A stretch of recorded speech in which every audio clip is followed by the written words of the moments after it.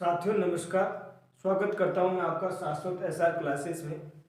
आपको सर्वप्रथम तो वर्ष 2023 नव वर्ष की बहुत बहुत शुभकामनाएं। आज हम प्राध्यापक भर्ती परीक्षा विषय हिंदी 2022 स्कूल शिक्षा के अंतर्गत जो पेपर हुआ था उसके जीके के पेपर के विश्लेषण के लिए यहाँ कुछ ऐसे डेटा देखेंगे और ये पता करने का प्रयास करेंगे कि जो डाटा किस तरफ जा रहे हैं। और इसी के साथ हम इसी वीडियो में जानेंगे कि कौन कौन से ऐसे प्रश्न हैं जो जिनकी संभावना ये है कि वो डिलीट हो सकते हैं।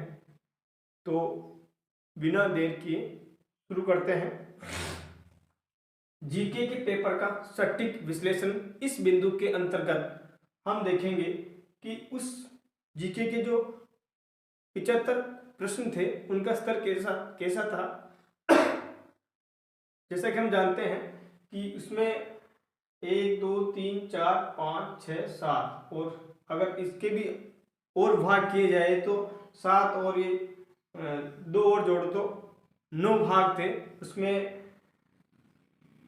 वैसे अगर समग्र रूप से देखा जाए तो ये जो पेपर था इसका स्तर मध्यम स्तर का ये पेपर था, न तो ज़्यादा कठिन था न ज़्यादा सरल। इसमें इस तालिका में आप देख पा रहे हैं कि प्रश्नों के जो स्तर है वो 3 स्तरों में उसको विभाजित किया गया है। ऐसा ही एक जैसे ही पेपर हुआ था उसके बाद में मैंने एक वीडियो बनाया था, लेकिन उसमें आज अपन बिल्कुल नए सिरे से देखने वाले हैं। तो अपन देख रहे हैं जैसे कि हिंदी में कुल 5 प्रश्न आए थे, उसमें सरल स्तर के 4, मध्यम के 1, तो कुल 5 प्रश्न। ऐसे ही गणित और मानसिक योग्यता के 10 प्रश्न थे। इसमें आप देख पा रहे हैं कि 3 प्रश्न है वो सरल और 2 प्रश्न मध्यम स्तर और 5 प्रश्न जो है वो कठिनाई का स्तर लिए हुए थे। इसके बाद में अंग्रेजी जिसमें 2 और 1 2 यानी कुल 5 प्रश्न इसमें थे। विज्ञान में 3 प्रश्न सरल स्तर के, 1 प्रश्न मध्यम स्तर का, 2 प्रश्न कठिन स्तर के। इस प्रकार कुल 6 प्रश्न इसमें से आए थे। अब समसामयिक यानी करंट के संदर्भ में देखें तो राजस्थान और भारत दोनों में से राजस्थान के 10 प्रश्न आए थे और भारत के संदर्भ में 4 प्रश्न आए थे, यानी कुल 14 प्रश्न इसमें से आए थे करंट के। उसमें से देख लीजिए आप इसका विश्लेषणवार। और उसके बाद में है सामान्य ज्ञान, जो भारत राजस्थान का अलग है और भारत का अलग है। तो इसमें राजस्थान का सामान्य ज्ञान आमतौर पे हम जैसे देखते हैं सरल स्तर का था और भारत का जो सामान्य ज्ञान था वो मध्यम स्तर का था। यहाँ देख पा रहे हैं राजस्थान के सामान्य ज्ञान में 12 प्रश्न सरल स्तर के थे, 2 प्रश्न मध्यम स्तर के और 2 प्रश्न कठिनाई का स्तर लिए हुए थे। इसका मतलब यह है कि जो सामान्य ज्ञान आया था वो सरल उनका स्तर था। इसके बाद में देखते हैं भारत में 4 प्रश्न जो है सरल स्तर, 2 प्रश्न मध्यम स्तर और 4 प्रश्न कठिन स्तर, यानी जो भारत का सामान्य ज्ञान उसको आप कह सकते हैं कि मध्यम स्तर के प्रश्न आए थे। शैक्षिक प्रबंध एवं प्रशासन इसके अंतर्गत कुल 9 प्रश्न थे और ये भी इसका भी स्तर जो हम मध्यम मान सकते हैं। इस प्रकार से कुल जो प्रश्न थे इस तालिका में आप देख पा रहे हैं कुल 75 प्रश्नों का अच्छी तरीके से मैंने यहाँ एक टेबल बना के समझाने का प्रयास किया है कि किस प्रकार से।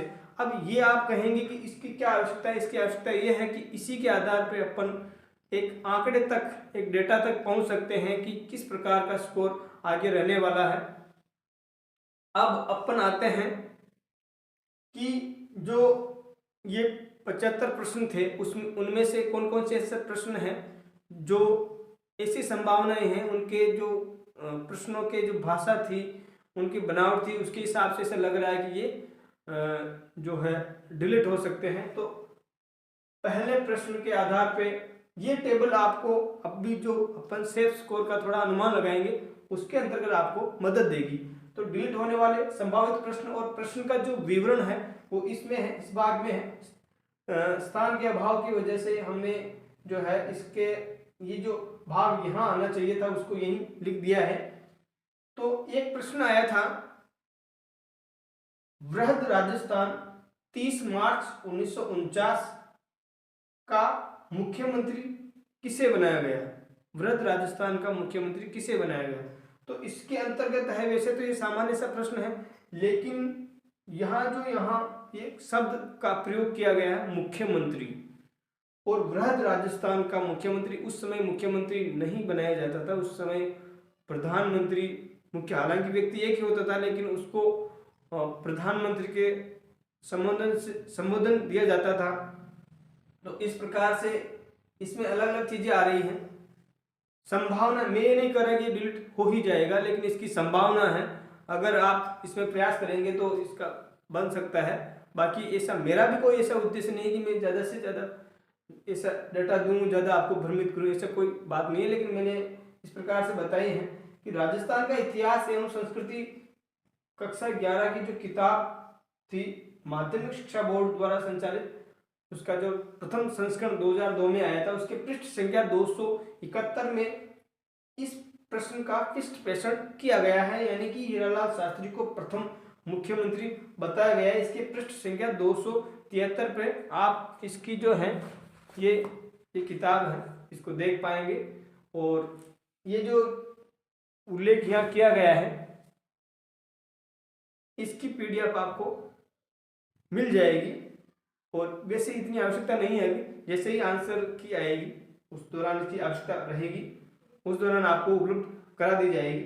और आगे ये है कि राजस्थान का स्वतंत्रता आंदोलन एवं शौर्य परंपरा कक्षा 9 माध्यमिक शिक्षा बोर्ड द्वारा जो पुस्तक जारी की गई, उसमें पृष्ठ संख्या 66 पे ये दे रखा है, हीरालाल शास्त्री को प्रधानमंत्री बनाए जाने का उल्लेख है। यहाँ भी ये किताब जो मैंने आपको बताई, राजस्थान का इतिहास एवं संस्कृति कक्षा 12, यानी इसका प्रथम संस्करण 2002, ये बहुत पुरानी किताब है, और ये जो अभी अपडेट किताब है, इसमें प्रधानमंत्री बनाए जाने का उल्लेख है। और साथ में यह है हमारा राजस्थान कक्षा 8 भाग 3।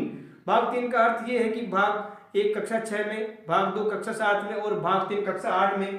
तो इसके पृष्ठ संख्या 13 में हीरालाल शास्त्री को प्रधानमंत्री नियुक्त किए जाने का उल्लेख है। ये जो बिल्कुल सही बात कह रहे हैं, प्रधानमंत्री नियुक्त होते थे उस समय, जब तक राजस्थान का पूर्ण निर्माण नहीं हो चुका था, उससे पहले मुख्यमंत्री को प्रधानमंत्री बनाए जाने का उल्लेख है। अब ये प्रश्न है, इसकी भाषा के हिसाब से ऐसा लग रहा है कि जिस भी अभ्यर्थी के ये भूलवश या किसी कारण से ये जो प्रश्न है वो गलत हो गया हो, तो इसमें वो अपने अवसर देख सकता है, किसी प्रकार का कोई भ्रम में रहने की आवश्यकता नहीं है।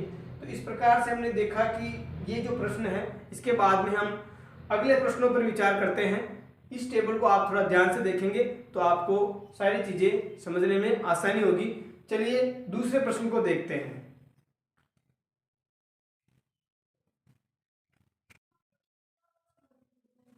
आगे देखते हैं उसी कड़ी में कि प्रश्न है, वर्ष 1961 से 1969 की अवधि के दौरान निम्न में कौन पुरातत्ववेत्ता कालीबंगा के उत्खनन से संबंधित नहीं है?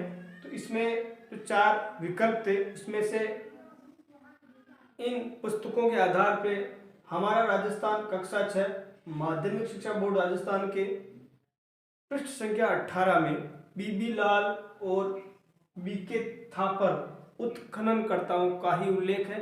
इसी के साथ जैसे हमने पहले जो आपको पुस्तक का उल्लेख किया था, राजस्थान का इतिहास एवं संस्कृति कक्षा 11 माध्यमिक शिक्षा बोर्ड प्रथम संस्करण जो 2002 में है, काफी पुरानी पुस्तक है, लेकिन पुस्तक माध्यमिक शिक्षा बोर्ड से ही प्रकाशित थी या संचालित थी। तो उसमें भी ये जो है उत्खननकर्ताओं, इसमें साफ ये जो प्रश्न आया है कि 1961 से 1969 हूबहू यहाँ से पंक्तियां मिलती है, और इसमें भी बीबी लाल और बीके थापर का ही उल्लेख है। यानी इस जो प्रश्न में है रत्न चंद्र अग्रवाल और जो है दूसरा ऑप्शन, उसमें वो दोनों ऑप्शन इसके हिसाब से गलत आ रहे हैं। अपन देख रहे हैं इस पेपर के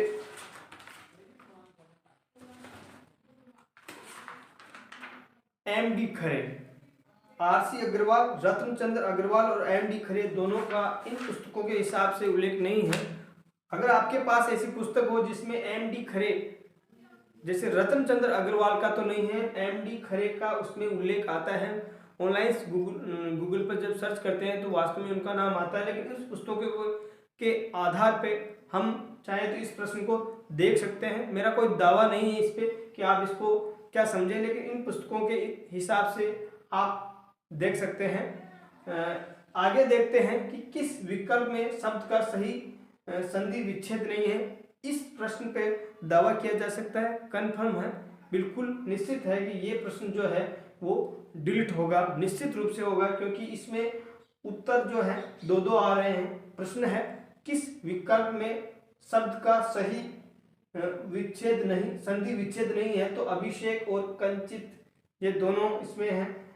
इसका जो सोर्स है, स्रोत है हिंदी व्याकरण एवं रचना प्रबोध, जो एक अच्छी पुस्तक है, कक्षा 9 से 12 के लिए चलती है, माध्यमिक शिक्षा बोर्ड राजस्थान से। उसकी पृष्ठ संख्या 57 और पृष्ठ संख्या 59 में इन दोनों उदाहरणों का उल्लेख है। तो इस प्रकार से मैं आपको यहाँ ये बात भी बताना चाहूँगा कि हमें मूल टेक्स्ट से पढ़ना चाहिए, जो किताबें प्रामाणिक है, ताकि बाद में हमें, अगर हमने जिस तथ्य को पढ़ा है और उस तथ्य को हमने गाइड से पढ़ा है, वो थोड़ा उससे पढ़कर हम गए हैं, लेकिन वो प्रश्न वहाँ किया और हमने उसके हिसाब से उत्तर कर दिया, लेकिन साक्ष्य के तौर पे हम उन गाइडों को या उन पुस्तकों को नहीं दे सकते। और इसका ये फायदा है कि आप इनसे पढ़ के जाओगे तो इसी प्रकार के डेटा आपको वहाँ मिलेंगे, तो आप आराम से साक्ष्य के तौर पे और अपने आप को ज़्यादा आश्वस्त कर पाएंगे। साथ में ये है कि इन, जैसा कि विभिन्न प्रकार के अभ्यर्थी ये कहते हैं कि सर इतनी सारी पुस्तकों को कैसे पढ़े। अरे भाई, आपके जो सिलेबस में जो टॉपिक है, जो शीर्षक आपके सिलेबस में, उसको उन पुस्तकों से छांट लीजिए ना। आप हजारों रुपए कोचिंग संस्थानों में खर्च कर रहे हैं, उससे अच्छा है कि आप 2-3 हज़ार की पुस्तकें जो है प्रामाणिक पुस्तकें लेकर उनको पढ़िए। 2-3 हज़ार ज़्यादा से ज़्यादा मान लीजिए 5 हज़ार में तो आपके पास अच्छी खासी पुस्तकों का संग्रह हो जाएगा। उन पुस्तकों से आप निश्चित रूप से सफलता पाएंगे। चलो आगे बढ़ते हैं।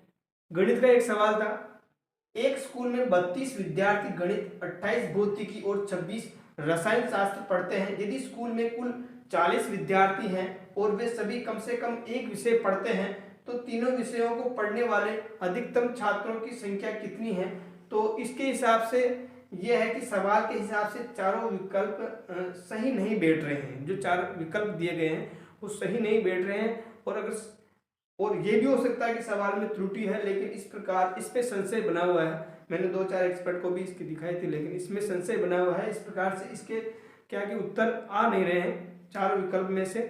और इस प्रश्न के भी अच्छे अवसर है, या आप देखेंगे तो, क्योंकि हम जानते हैं कि हाँ, हम जो हिंदी के अभ्यर्थी हैं, हमारी थोड़ी गणित विषय में न्यूनता रहती है। तो इस प्रकार के अगर इस प्रश्न को आप देखेंगे तो आपको फायदा होगा।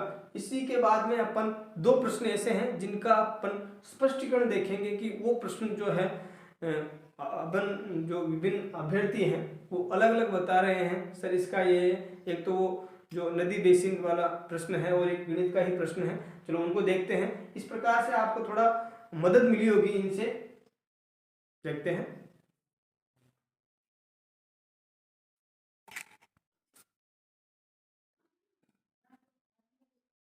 उन प्रश्नों को देखने के बाद में अपन अब आगे देखते हैं। कुछ अभ्यर्थियों के फोन और कमेंट्स देखने के बाद में ये पता लगा है कि 2 प्रश्न ऐसे हैं उन पे भी बात की जानी चाहिए। वो संदेहास्पद प्रश्नों में या डिलीट होने योग्य प्रश्नों में आ नहीं रहे हैं। कैसे आएंगे? क्योंकि कौन सी नदी राजस्थान में सबसे बड़ा नदी बेसिन क्षेत्र बनाती है, सबसे ज़्यादा जिनका जलग्रहण क्षेत्र है। तो अब इनमें से जो हमारे पास विकल्प थे उनमें से बनास इसका उत्तर होगा। और ये उत्तर जो है अपने तथ्यों के आधार पे राजस्थान का भूगोल डॉक्टर हरिमोहन सक्सेना द्वारा जो लिखित पुस्तक है, और वो पुस्तक राजस्थान हिंदी ग्रंथ अकादमी द्वारा भी प्रकाशित है, उसके पृष्ठ संख्या 29 पर इसका स्पष्ट उल्लेख है और उसमें जो एक टेबल दे रखी है, पुस्तक में आपको बता देता हूँ। ये पुस्तक है राजस्थान का भूगोल, डॉक्टर हरि मोहन सक्सेना, राजस्थान हिंदी ग्रंथ अकादमी। इसके पृष्ठ संख्या 29 पे इसका स्पष्ट उल्लेख है। टेबल के हिसाब से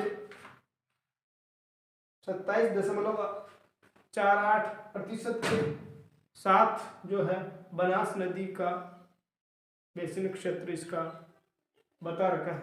अब अपन आगे देखते हैं, गणित का एक और प्रश्न था, उसमें भी ऐसा बैठ रहा था कि 12 छात्रों के परीक्षण में उनका औसत प्राप्तांक जो है 74 है, उच्चतम प्राप्तांक 79 है, तो न्यूनतम संभव प्राप्तांक होना चाहिए। ये मैं कह रहा हूं दोनों प्रश्न संदेहास्पद नहीं है, फिर भी आपकी जानकारी के लिए, या कुछ उस समय जो उत्तर कुंजियां आई थी उसमें अलग अलग उत्तर थे, उसके हिसाब से मैं आपको बता रहा हूं। ये प्रश्न बिल्कुल भी संदेहास्पद नहीं है या डिलीट होने योग्य नहीं है। तो इसमें है, इसके हिसाब से कुछ अभ्यर्थी 17 बता रहे थे, कुछ ये बता रहे थे कि चारों जो विकल्प है वो गलत है, क्योंकि न्यूनतम तो 0 से लगा के कुछ भी हो सकता है, और कुछ ये बता रहे थे नहीं, वो इन चारों विकल्पों के आधार पर 17 होना चाहिए, 19 का कहाँ नंबर है। लेकिन आप जैसा देखते हैं सवाल की जो मांग है, सवाल जो पूछना चाह रहा है उसमें यह है कि अपन को सबसे पहले 12 गुणित 74 888, और अपन अब है कि अब चूंकि 11 रह गए हैं तो 11 को उच्चतम जो प्राप्तांक है 79, उनसे गुणा करने के बाद में हमारे पास जो संख्या आई है 869। अब 869 और जो ये तो 11 विद्यार्थियों की है, उसके छात्रों की है, उसके बाद में 12 के 888 है। आप समझ पा रहे हैं, इनको दोनों में से हम जब बाकी निकाल रहे हैं तो 19 यहाँ आ रहे हैं, यानी उस अभ्यर्थी जो 12वें नंबर का अभ्यर्थी है उसके न्यूनतम संभव जो प्राप्तांक है कि 19 होना चाहिए। इस प्रकार से आज हमने देखा कि किस प्रकार से पेपर का स्तर था, वो मध्यम स्तर का था, किस किस विषय वस्तु से कितने प्रश्न आए थे, कितने सरल थे, कितने मध्यम स्तर के थे, कितने कठिन स्तर के थे, और उसके बाद में जो प्रश्न है लगभग 5 प्रश्न हमने देखे जो ऐसा संभव हो, बहुत संभव हो कि वो डिलीट हो जाए या 5 में से 3 डिलीट हो जाए, मेरा दावा नहीं है। फिर आपको कह रहा हूँ ये जो मैंने आपको बताए हैं 5 प्रश्न, उनमें मेरा किसी प्रकार का कोई दावा नहीं है कि ये डिलीट ही हो जाएंगे। हाँ, हिंदी वाला जो प्रश्न है जो संधि विच्छेद वाला है उसमें 2-2 उत्तर आ रहे हैं, 2-2 संधि विच्छेद सही नहीं है, वो एक प्रश्न है। बाकी सब प्रश्न 5 में से कोई भी या पूरे 5 उनमें से 3 डिलीट हो सकते हैं। उसके आधार पे आप अपना ये अनुमान लगा सकते हैं कौन से प्रश्न आपके कहाँ जा रहे हैं। बहुत जल्दी ही आंसर की आने के बाद में हम और देखेंगे, और इसका जो है आपकी ये जो बिंदु आज बताए हैं इसके हिसाब से आप अपना जो स्कोर है वो जज कर पाएंगे। कुछ अभ्यर्थी कहेंगे सर आप ये क्यों लगा रखा है, अरे भैया इसमें लगभग 2 दिन की मेहनत है, और आपकी संतुष्टि के लिए प्रथम ये जो जीके का पेपर था उसके लिए आज हमने ये देखा। और प्रिय अभ्यर्थियों, मैं आपको बताना चाहूँगा कि आप मूल टेक्स्ट पढ़ें, आप कम पढ़े कोई बात नहीं, लेकिन मूल टेक्स्ट पढ़े, भ्रमित नहीं रहे। और उम्मीद है कि इस 2023 के साल में आपकी ज्वाइनिंग होगी, आपके इतने सारे आपकी जो पढ़ाई है, इतना मेहनत आपने की है, उसका फल आपको 2023 में मिल जाए। और क्योंकि जिन अभ्यर्थियों के इन दोनों पेपर में हमने पहले भी देखा था, हिंदी विषय का पेपर और ये पेपर, अब इसका जो है अनुमान आपको लग जाएगा। इनके बाद में भी आपको लगातार पढ़ाई करते रहना है, क्योंकि विभाग में प्रथम श्रेणी के पद काफ़ी खाली हैं। और अभी जो सेकेंडरी स्कूल से सीनियर सेकेंडरी स्कूल में पूरे राजस्थान में जिस संख्या में विद्यालयों को क्रमोन्नत किया है उनमें पद अभी स्वीकृत नहीं हुए हैं, और जब वो पद स्वीकृत हो जाएंगे तो फिर देखना आप, कम से कम मेरा मानना है कि 8000 की प्रथम श्रेणी या प्राध्यापक भर्ती परीक्षा इसी साल आएगी, ऐसा मेरा अनुमान है। और उसके लिए अगर आप चाहेंगे तो मैं डेटा के सहित तथ्यों के साथ में आपको एक टेबल के साथ में समझा पाऊंगा कि किस प्रकार से आपको और मौका जल्दी ही मिलने वाला है। उसके लिए आप तैयारी करें, तैयारी रखें पूरी। और इस प्रकार से एक बार पुनः आपको नव वर्ष की हार्दिक शुभकामनाएं। आगे बढ़ते रहिए। और दो चंद पंक्तियां हैं कि बत्ती जो नहीं जलाता है रोशनी वो नहीं पाता है। मित्रों, बत्ती यानी जो अपने आप में ऊर्जा नहीं जगाता है, अपने आप को जो भरोसा नहीं दिलाता है, अपने आप पे काम नहीं करता है, बत्ती स्वयं की अपने दिमाग की, अपने अंतरात्मा की मेहनत के लिए बत्ती जलानी होगी। और दूसरी बात, जब फूल पिरोए जाते हैं, जैसा कि हमारे राष्ट्र कवि रामधारी सिंह दिनकर जी ने कहा, जब फूल पिरोए जाते हैं हम उन्हें गले लगाते हैं। लेकिन उनको सीधा ही गले नहीं लगा लेते, जब उनको फूलों को बेंधा जाता है, फूलों को पिरोया जाता है, तब जाके वो माला का रूप ले लेते हैं। और माला का रूप लेने से हम उस माला को धारण करते हैं, वो भी हृदय पर। और इस प्रकार से अगर आप नई तरीके से नई अपडेट रहेंगे तो अच्छा रहेगा। आपके चयन में मददगार बिंदु मैंने आपको बताए। और अगर फिर भी आपके कोई है, मैं सारे कमेंट्स जो है पढ़ता जरूर हूँ, क्योंकि समय अभाव की वजह से उनका आंसर देना मुश्किल होता है, लेकिन पढ़ता जरूर हूँ। उसी के आधार पे अगला जो वीडियो होता है उसकी रूपरेखा तय होती है।